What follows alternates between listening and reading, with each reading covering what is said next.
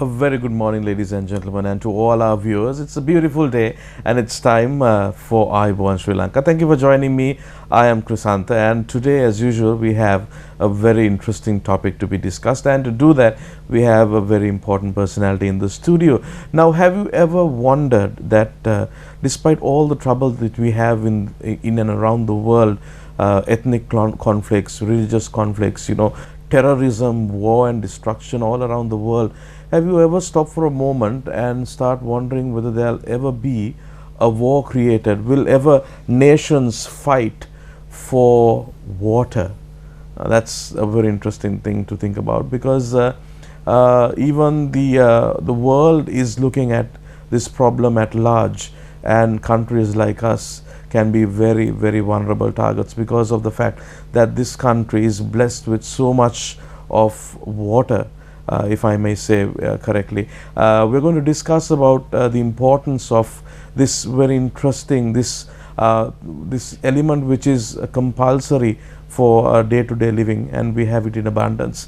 We're going to talk about how the irrigation systems are going to gear up for the future to come, when especially His Excellency the President had quoted, not a single drop of water has to be sent to sea without being used. So a big task ahead of us, and to discuss about this interesting topic, we have the Director General of Irrigation from the Irrigation Department, Dr. G.G.A. Godaliad. A very good morning to you, sir. Thank you very much for joining us, and to discuss about the irrigation system in Sri Lanka. First of all, so tell us about the formation, the history of Irrigation Department in brief. Actually, Irrigation Department formed in May 1900, 110 years ago from now. Originally, the works in this country was handled by the Public Works Department. They handled construction of roads, buildings, some amount of irrigation works, and all civil structures. But later on, the Britishers, they realized that we had a very good ancient irrigation system. Once they go into the jungle, they show a lot of abundant ancient tanks. So the amount of work we have to do is numerous. So they decided to form a separate department to handle this job. All right, okay.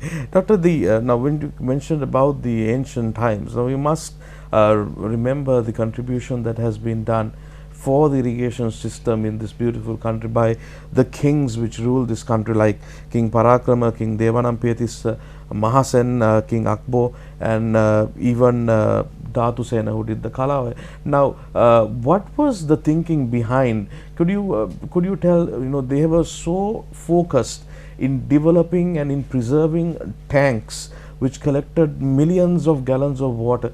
What was the rationale behind this back then?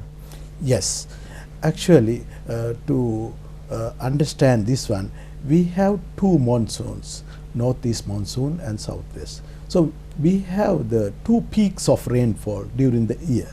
So there is a period we don't have any water, and especially the rivers in dry zone. We have dry zone, wet zone. In dry zone, during the northeast monsoon, the rainfall falls in and it get into the sea. And we have the very flat land in dry zone. And so the amount of water coming from the rains, we have to store. And because of that, our kings, the ancestors, King Parakrambahu and Dhatu Sena and many other kings, Akbo, Mahasen, they thought we have to store this water. So originally they started with putting a structure across the river and to divert water. But when the river goes dry, they cannot irrigate. So they decided to store this water in a place. So that is the reservoir, tank. So the tanks was constructed 2000 years ago in this country by those great kings to store the water. During the rainy season, we can store the water, and when it comes the dry season, say we can use that water for cultivation. That is the rationale behind this. Doctor, now we are facing now the changes, the developments that happen in Colombo. Now take for example the slum dwellers. Now we are cleaning up the slums, and now the people, what they say is that the livelihoods of these people who are living in shanties or in slums are based in and around their vicinity, you know, their employment, their school going, everything. Similarly, as I take it in comparison to these people, even the people in villages, in places like Anuradhapura, Polonnaruwa, even in places like Hambantota, their entire livelihood is built around these tanks. If I'm not mistaken, is that the cultivation or the fishing or everything is based on this tank, and you know, the entire livelihood of these people will destroy if these tanks, if there is no water. What type of responsibility do you have in this field? How big do you think your responsibility is? Yes, our responsibility is to conserve this water. You know, our vision, the irrigation department vision, the same as King Parakram Bahu, not let a single drop of rainwater flow to the sea without first being used for the welfare of the mankind. Welfare of the mankind. So we use this water. Actually, in the ancient time, the tank, it was a integrated thing, you know, keeping the environment nicely, and then the agaba and restoration of water. So it was a complex system.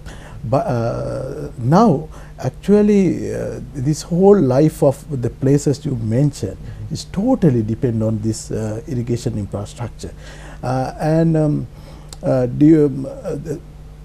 Just after independence, we developed a lot of irrigation work, starting from Senanak Samudra and many other reservoirs in this country to store the water, and the people resettle from the areas of upcountry in these systems, and they were given the parcels of land for cultivation.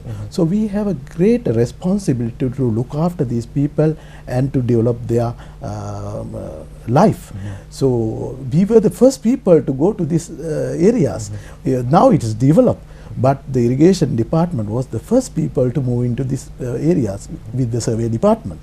So now people are settled. Now if you go to Ampara or Parakram Samudra in Polonnaruwa or Anuradhapura, they are much better off in their life.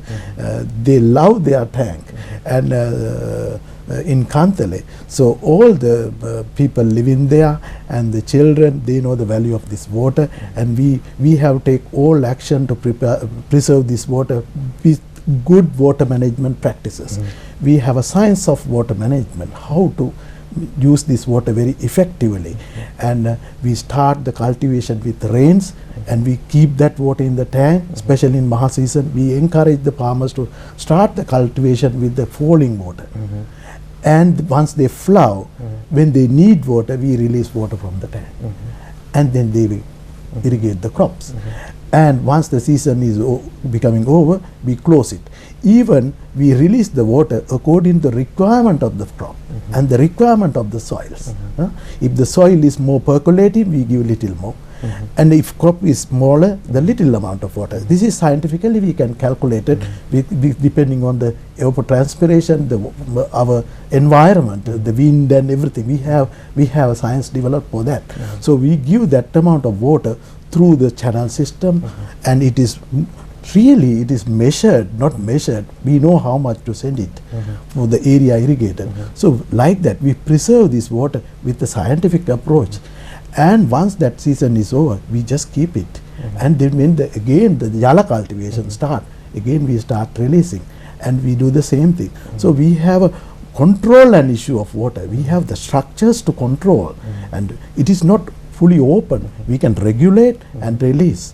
So it's a science. So it's an entire scientific approach, which will help you to preserve much water in a larger scale. Larger scale, yes, yes. It is scientific. Doctor, what type of relationship do you have with the farmers?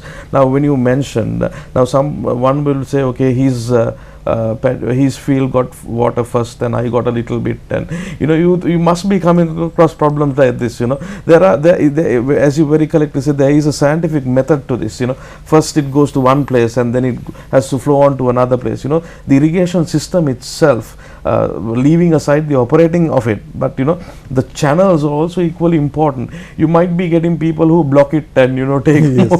How do you face these situations? Actually, it's a very good question.